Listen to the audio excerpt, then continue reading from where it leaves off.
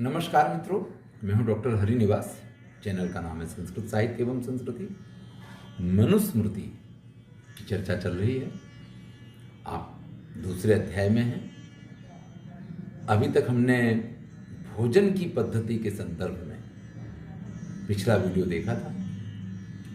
आज जलपान यानी पानी कैसे पीना चाहिए।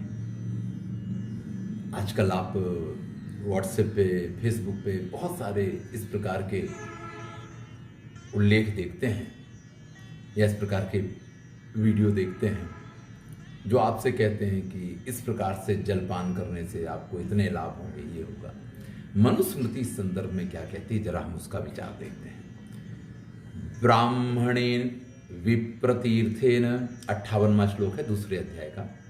ब्राह्मणे विप्रतीर्थेन नित्य कालम उपस्पृशेत कायत्रैदशिकाभ्यां वा नापित्रेण कदाचन।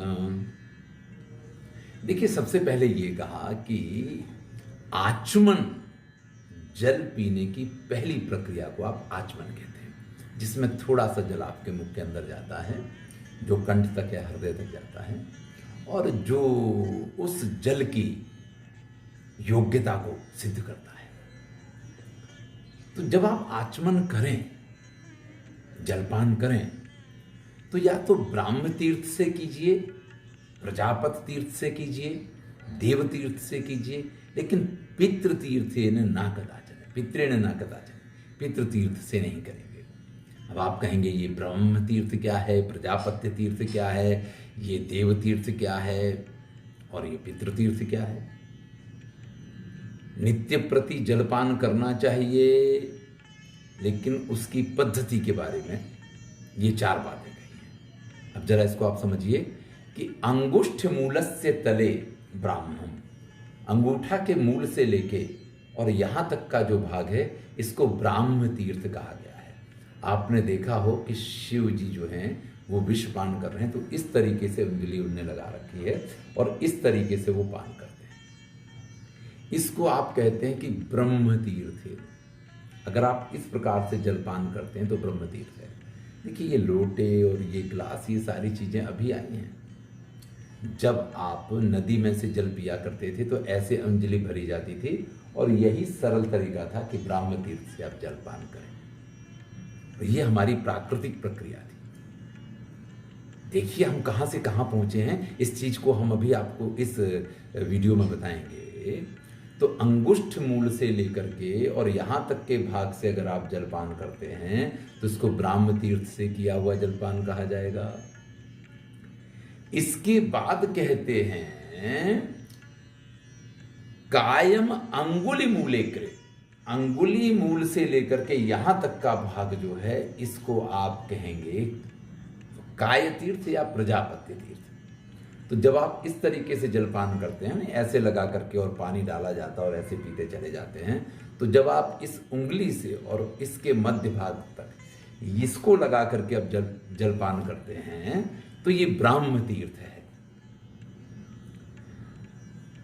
अंगुली मूले अग्रे दैवम, अंगुली के मूल का जो अग्र भाग है उसको दैव तीर्थ कहा जाएगा। अगर आप इस तरीके से जलपान करते हैं, इस तरीके से, कई बार क्या होता है कि व्यक्ति चरणामृत वगैरह लेता है और ऐसे करके अपने मुंह में डाल लेता है, तो ये जो आचमन की पद्धति है इसको दैव तीर्थ कहा गया है। लेकिन तर्जनी उंगली और अंगूठे के मध्य का जो भाग है, इसको हमने कहा है पितृ तीर्थ, और इससे जलपान का निषेध है। यानी ऐसे करके जल पीना सरल भी नहीं था। आप ऐसे वहां से भरें पानी अंजलि में और फिर ऐसे करके पिए, तो ये संभव ही नहीं था। ये बड़ा कठिन कार्य था, योग्य भी नहीं था। इन सब के विधान जो किए गए हैं, उसके साथ अगर ब्राह्म तीर्थ से आप जलपान करते हैं तो आपकी बुद्धि में अभिवृद्धि होती है। प्रजापत्य तीर्थ से जलपान करते हैं तो आपके आरोग्य में, स्वास्थ्य में, आयु में अभिवृद्धि होती है। देव तीर्थ से अगर आप जलपान करते हैं तो आपकी ऊर्जस्विता, तेजस्विता बढ़ती है। लेकिन अगर आप पितृ तीर्थ से जलपान करते हैं तो आपकी इन चीजों में ह्रास होता है। अब इन चीजों को जोड़ने का कारण सिर्फ इतना है कि जो सरलतम व्यवहार है उसको कीजिए, जो व्यवहार सरल नहीं है उस व्यवहार को मत कीजिए। हमारी ये जो प्रक्रिया थी, आज की स्थिति ऐसी आई है कि हमें साधन इस प्रकार के दे दिए गए हैं कि हम उन साधनों के द्वारा पितृ तीर्थ से ही जलपान कर पाते हैं। आप देखिए, गिलास हाथ में पकड़ेंगे तो आप कैसे पानी पिएंगे? अंगूठा और तर्जनी के मध्य से। अगर आप इस प्रकार से बोतल ले लेंगे हाथ में, बोतल का ढक्कन खोलेंगे और पानी पिएंगे, तो ये कौन सा हुआ? ये पितृ तीर्थ हुआ। मुझे बराबर याद है, जब मैं नैमिषारण्य में पढ़ता था तो जो महात्मा लोग थे, अगर उनको जल दिया जाता था किसी पात्र में तो भी वो गिलास से पानी नहीं पिया करते थे। वो हमेशा ग्लास से उंगली लगा के ही पानी पीते थे। और जब मैं उनको इस प्रकार से पानी पीते देखता था और यहाँ ग्लास से पानी डालते तो पीते थे, तो मुझे बड़ा आश्चर्य हुआ करता था। लेकिन तब तो मनुस्मृति नहीं पढ़ी थी।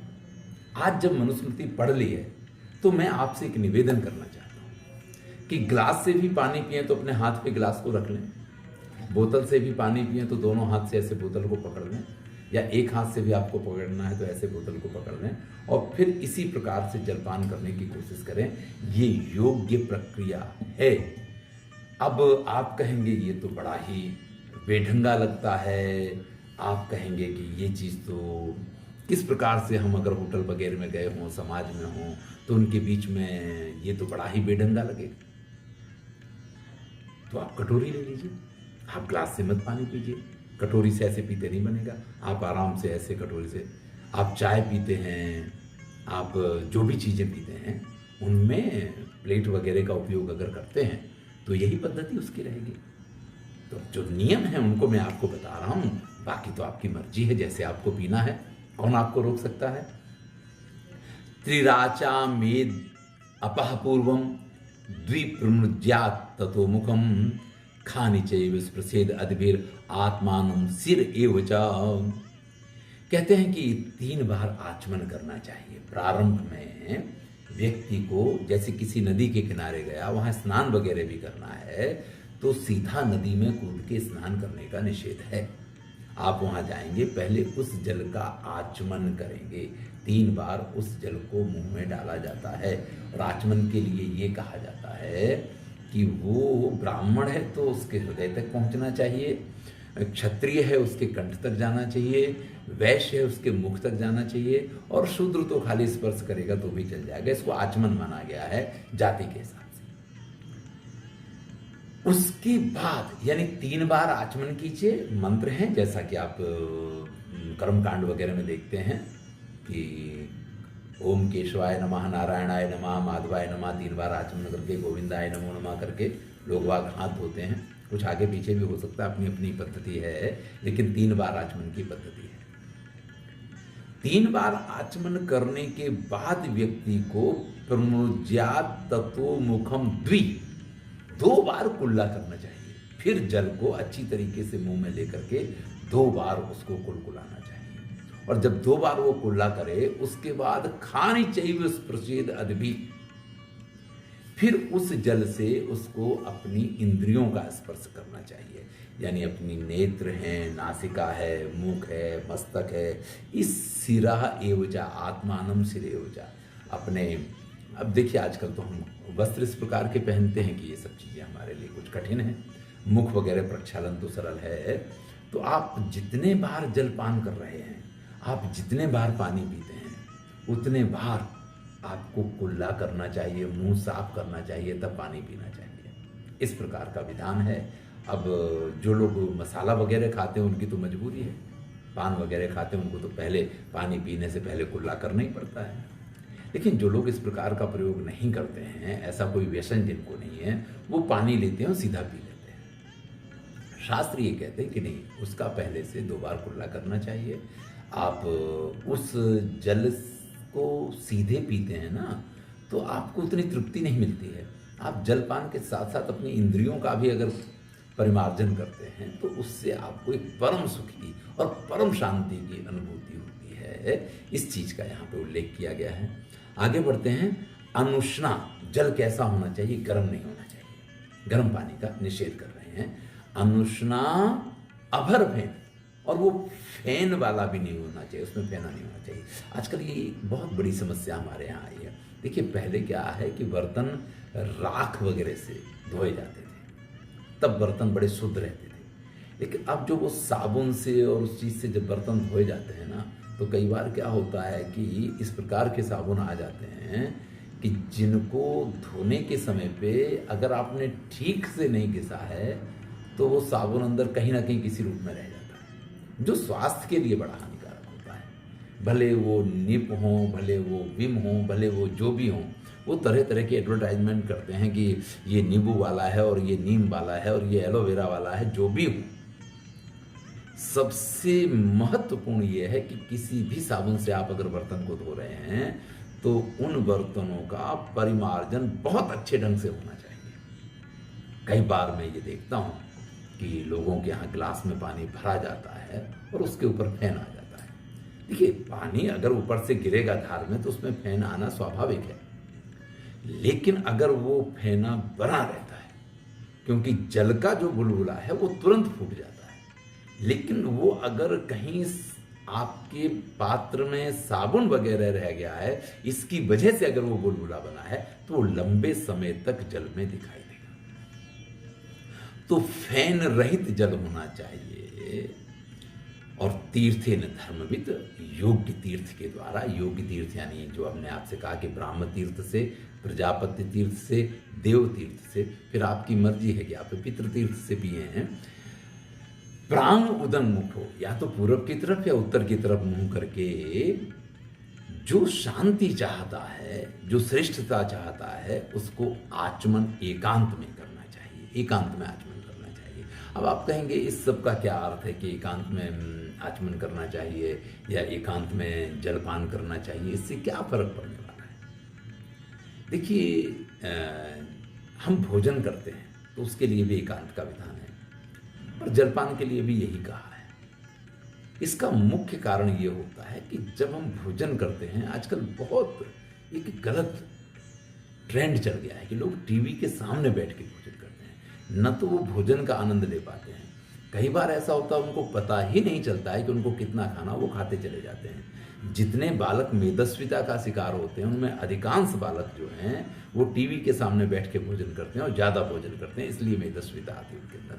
अब क्या हुआ कि टीवी नहीं है तो वो कहेंगे कि हम डाइनिंग टेबल पे बैठ के खाएंगे, लेकिन अपने मोबाइल में वहाँ वीडियो देखते रहेंगे। तो जब तक आप खाने को और नेत्र को एक स्थान पे नहीं करेंगे, तब तक आपको न तो संपूर्ण उसमें से तृप्ति मिलेगी और ना ही आप उसका पूरा आनंद ले पाएंगे, परिणामतः वो आपके लिए हानिकारक सिद्ध होगा। तो ये बड़ा ख्याल रखने का है। जल के बारे में भी वही बात है कि जल पीने के बाद आपको जो तृप्ति और जो शांति मिलनी चाहिए, जो आपको एक अनुभूति मिलनी चाहिए कि वाह अब आत्मा तृप्त हो गई है, वो तभी होगी अगर आप एकांत में थोड़ा सा अवसर देख करके मुंह साफ करके और ठीक से जल पीते हैं ना, तो वो तृप्ति।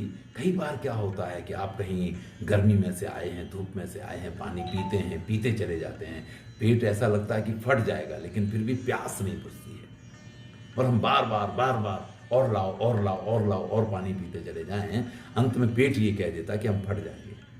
व्यक्ति बहुत पानी पी जाता है लेकिन उसको लाभ, उसको तृप्ति नहीं मिलती है। उसका मुख्य कारण यही है। अगर आपको जल पीना है तो पहले इंद्रियों को तृप्त कीजिए, अपने पूरे शरीर को तृप्त कीजिए, और उसके बाद जब अंदर वो जल जाएगा तो आपको एक तृप्ति देगा, आपको एक आनंद देगा।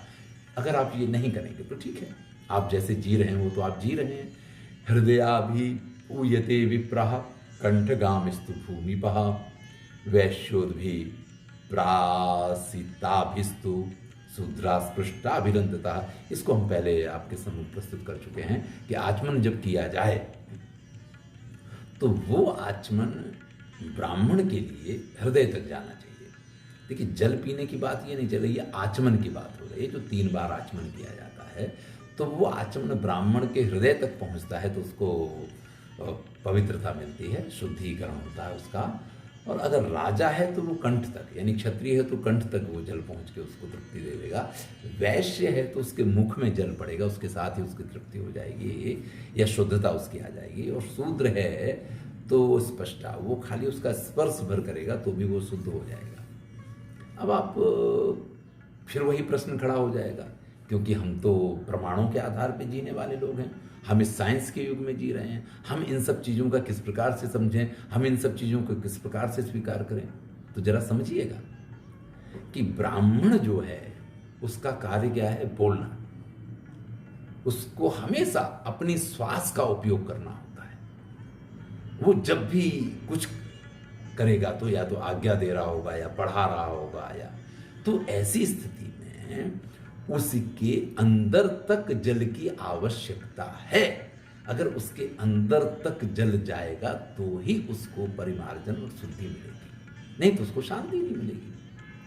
क्षत्रिय ये श्वास वाला कार्य नहीं करता, वो शक्ति वाला कार्य करता, तो उसका गला सूखेगा। और अगर गला सूखता है तो वो कंठ तक अगर जल जाता है तो ये उसके लिए उचित है। अगर हम वैश्य की बात करें तो वो तो व्यापारी वगैरह है, कई बार मुख से झूठ बोलना, सच बोलना, ये सब चलता रहता है, तो उसके लिए मुख शुद्धि ज़्यादा आवश्यक है। तो ब्राह्मण की हृदय शुद्धि आवश्यक है, क्योंकि वो हृदय से कार्य करता है, उसकी श्वास शुद्धि आवश्यक है। क्षत्रिय की कंठ शुद्धि आवश्यक है और वैश्य की मुख शुद्धि आवश्यक है। जबकि शूद्र जो है उसकी हस्त शुद्धि आवश्यक है। वो अपने हाथों को अगर अच्छी तरीके से धो लेता है तो इससे वो शुद्ध हो जाता है, क्योंकि न तो कोई उसको इस तरीके का कार्य करना है कि उसको बोलना है, ना ही और सारी चीज़ें हैं, सेवा उसका धर्म है। इसलिए इन सब के पीछे वैज्ञानिक तथ्य हैं। अब हमें अगर वो चीज़ समझ में आ जाए तो ठीक है, नहीं तो मनुस्मृति की प्रति जलाने वाले तो इस भारत में हुए हैं। मनुस्मृति को गाली देने वाले भी लोग हैं, मनुवादी कहने वाले भी लोग हैं, लेकिन उनको न तो मनुस्मृति कभी उन्होंने पढ़ी है, न उनको मनुस्मृति समझ में आती है। और जिसने पढ़ा नहीं, जिसने समझा नहीं, अगर वो उस किसी ग्रंथ को इस प्रकार से उसकी अवहेलना करें या इस प्रकार से उसके बारे में दुष्प्रचार करें या उसके बारे में कुछ गलत कहें, तो ये उनकी अपनी बुद्धि है। और इसमें वो मनु का कुछ नहीं बिगाड़ सकते, उस ग्रंथ का कुछ नहीं बिगाड़ सकते हैं, या इस धर्मशास्त्र का कुछ नहीं बिगाड़ सकते हैं। वो सिर्फ अपनी उसको प्रदर्शित करते हैं कि वो किस क्वालिटी के लोग हैं, और ऐसी क्वालिटी के लोग होंगे तो उनको इसको जलाना एक स्वाभाविक ये बनता है। उद्धृते दक्षिणे पाणी उपवीते उच्यते द्विजः। अब देखिए, कभी कभी क्या होता है कि हम नदी वगैरह में स्नान करते हैं तो वहाँ जल यज्ञोपवीत को अपने हाथ में लेकर के और जल वगैरह चढ़ाने की, तर्पण वगैरह करने की एक विधि है। लोग वाग स्वाभाविक रूप से नदी में स्नान करते करते इस प्रक्रिया को किया करते हैं। तो कुछ जो विधान हैं वो उपवीति के हैं, कुछ जो हैं वो आवीति के हैं, और कुछ जो हैं वो निवीति के हैं। यानी आपको कुछ लोगों को अगर जलदान करना है तो आपको उपवीति रहना चाहिए, कुछ लोगों को जलदान करना है तो आवीति रहना चाहिए, और कुछ स्थितियों में आपको निवीति होना चाहिए। तो ये जो श्राद्ध तर्पण वगैरह करते हैं उसमें इन सारी चीज़ों का उल्लेख पाया जाता है। यहाँ पे हम आपको ये बताते हैं कि उपवीति कौन है, आवीति कौन है और निवीति कौन है। तो जब हम यज्ञोपवीत को बाएं कंधे पे रखते हैं और यज्ञोपवीत के बीच में से हमारा दाहिना हाथ निकलता है, यानी इस प्रकार से जब यज्ञोपवीत पड़ा है तो ये आप उपवीति हैं। लेकिन अगर आप इस जनेऊ को उल्टा करके पहनते हैं, यहाँ से जनेऊ कंधे पे आ गया, इस कंधे पे, और यहाँ ये हाथ उसके अंदर चला गया, यानी बायां हाथ अगर आपका उसके अंदर है, तो इस स्थिति में आप आवीति हैं। लेकिन जब दोनों हाथ ही जनेऊ के अंदर ना हो, सिर्फ गले में आपका जनेऊ पड़ा हो, तो इसको निवीति कहा गया है। श्राद्ध में इन तीनों की पद्धति है। कुछ देवी देवताओं का जब श्राद्ध किया जाता है, तर्पण किया जाता है, तो हमें उपवीति होना पड़ता है। कुछ पितरों इत्यादि के तर्पण में हमें आवीति होना पड़ता है, और कुछ तर्पण के लिए हमें निवीति बनना पड़ता है। तो ये 3 प्रकार के जो विधान हैं उनका यहाँ उल्लेख किया गया है कि उपवीति किसको कहेंगे। बाएं कंधे पे जनेऊ होगा, दाहिना हाथ जनेऊ के अंदर होगा, तो आप उपवीति हैं। इसी प्रकार से जनेऊ पूरे दिन या हमेशा आजीवन पहनने का विधान है। लेकिन जब आप अपसव्य होते हैं, यानी कि आपका जनेऊ दाहिने कंधे पे आ जाता है और बायां हाथ जनेऊ से बाहर निकलता है, तो आप समझ लीजिए कि ये आवीति वाली स्थिति है। और जब व्यक्ति दोनों हाथ जनेऊ में से निकाल ले और सिर्फ गले में माला की तरह उस जनेऊ को पहनता है, तो उसको निवीति कहा गया है। मेखला अजिनम दंडम उपवीतम कमंडलम अपसुप्रास्य विनष्टानि गृहीतान्यानि मंत्रवत। अब आप इसको उपनयन संस्कार का ही एक भाग मान सकते हैं।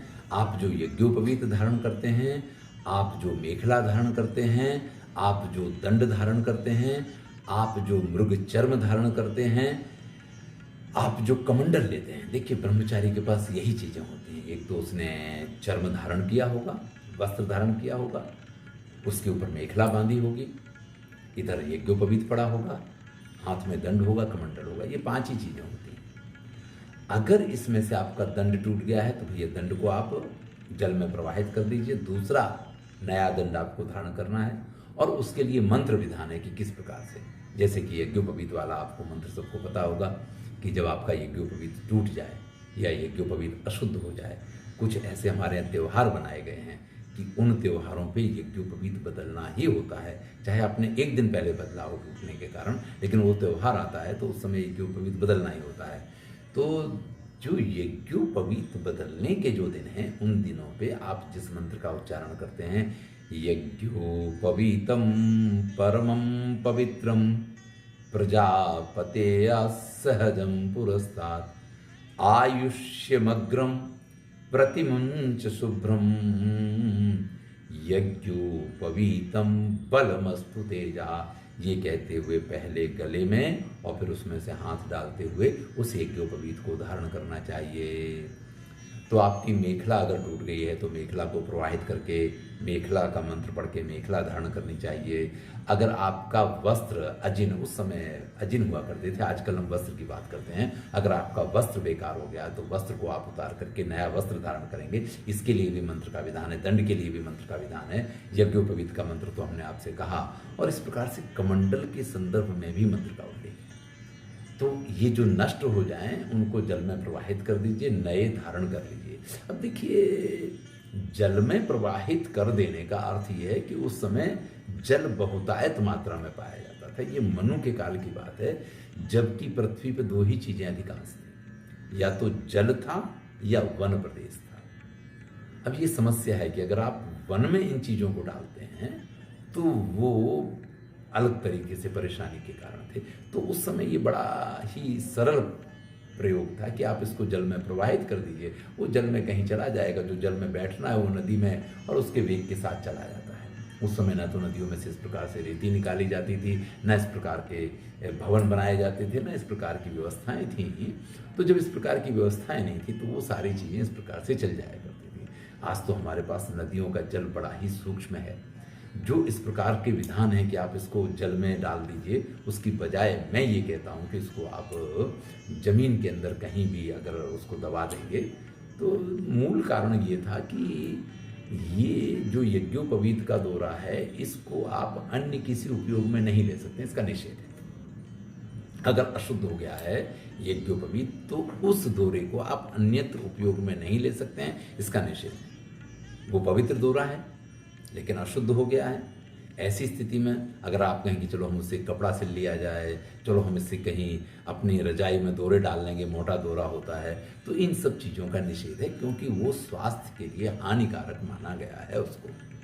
तो ऐसी स्थिति में यहाँ तक माना जाता है कि अगर आपका अशुद्ध यज्ञोपवीत हो और आप किसी वृक्ष की डाल पे उसको बांध दें तो वो आगे की डाल सूख जाए, ऐसा भी संभव है। मैंने कभी इसका प्रयोग नहीं किया, लेकिन ये मैंने सुना है, पढ़ा है, और सुना है, पढ़ा तो नहीं है, मैंने सुना है। और अगर इस प्रकार का प्रयोग करने से किसी वृक्ष की डाल सूख जाए तो ऐसा प्रयोग नहीं करना चाहिए। तो इस प्रकार का जिनके लिए उल्लेख पाया जाता है तो उनको अगर आप ऐसे कहीं भी खुले में फेंक देंगे तो लोग उसका दुरुपयोग कर सकते हैं। इसलिए सिर्फ इतना है कि उसको जल में प्रवाहित करने की बात थी। आज मैं ये कहता हूँ कि आप जल में प्रवाहित मत कीजिए, भले ही ये शास्त्र का इस प्रकार का विधान है, आप उसको कहीं भी भूमि में इस प्रकार से थोड़ा मिट्टी के अंदर दबा देंगे तो फिर वो किसी को उपयोग में नहीं आने वाला है। चलिए, 64 श्लोक हमने पूर्ण किए हैं और यहाँ तक आकर के हमने एक उपनयन संस्कार, भोजन पद्धति और जलपान की पद्धति को देखा है। इसके आगे और संस्कारों की बात क्या कैसे होगी, इसको हम अगले वीडियो में देखेंगे। धन्यवाद। मैं समझता हूँ कि जल पीने की जो पद्धति यहाँ बताई गई है, कोई ना कोई तो आप में से ऐसा अवश्य निकलेगा जो किसी न किसी रूप में इसके प्रयोग को सार्थक बनाने की कोशिश करेगा। मेरे वीडियो की सफलता इसी में मैं मानता हूँ कि अगर किसी भी एक व्यक्ति को भी इससे अगर थोड़ी सी प्रेरणा मिल जाए। अस्तु, धन्यवाद। अगले वीडियो में फिर मिलेंगे। मैं हूँ डॉक्टर हरिनिवास। चैनल का नाम है संस्कृत साहित्य एवं संस्कृति। अगर आपको ये मनुस्मृति की वीडियो अच्छे लग रहे हैं तो चैनल को सब्सक्राइब कीजिए, मित्रों के साथ शेयर कीजिए।